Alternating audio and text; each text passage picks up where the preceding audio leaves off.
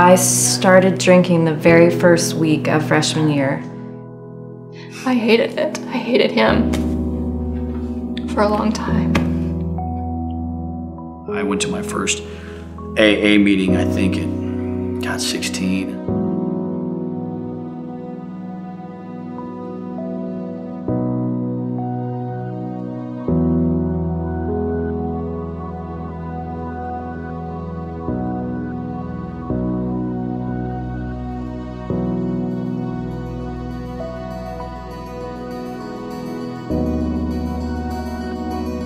Everyone drank, so I wasn't any different really than anyone else. People drank and I drank, and I just thought that was the normal. You know, everybody did that, and then somewhere along the line you didn't drink as much. And that would be the way it would work out with Liz. Because of my disease of alcoholism, I was able to recognize more things with you, Liz. I was the catalyst in signing us up for How to Cope. How to Cope is a program for adults who have a loved one who has a substance use disorder. And the goal of How to Cope is to help the person to learn about addictive disease. We were in a pretty bad place. You know, there not too long ago before I started the class. I just finished it. So it saved our marriage, I would say.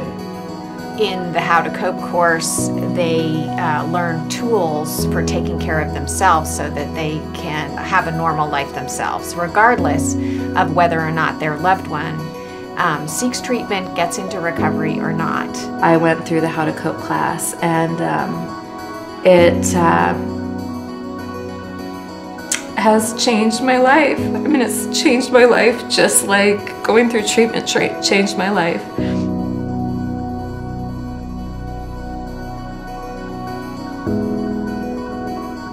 We had a vacation plan with some friends, and he kind of went off the deep end. And I didn't know what was causing it. And he had mentioned that he had been smoking crack for 5 years. He agreed to get treatment and go to rehab, but only lasted a couple days. And we were told by a friend of ours about First Call, and that they had a kids program as well. And the Caring for Kids program is very similar to the How to Cope program, especially in that it is targeting kids who have a family member or a loved one who has addictive illness. It's not something that I can just go through it alone, especially with a family. You have to have everybody on board. You can't keep kids in the dark. It's a big deal for children to realize that they don't have to not love their parent just because they're dealing with a disease. I didn't want them to hate their dad.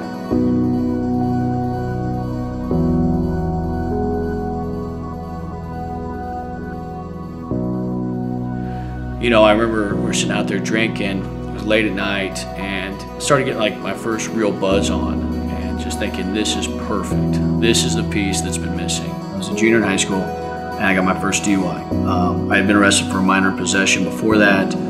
You know, I got to a point where I could not lower my standards fast enough to keep up with my behaviors. If just one person is addicted, there's at least 10 other folks who are impacted, and it's really important to sustain recovery over time for us to work with the entire family. My parents had been educated to the fact that they couldn't do anything until I decided to make some serious changes myself. About 5,000 people a year call us through our crisis calls hotline. Those are individuals seeking treatment who are frightened and at the moment where they want to take some action. Those are family members who are at their wits' end and are calling for help. You know, I am an alcoholic, I'm a drug addict, and I think that there's a lot of other people out there that are fighting that same fight. If I can give them even just a sliver of what I've got now, then I have been able to give back in a way that's most meaningful.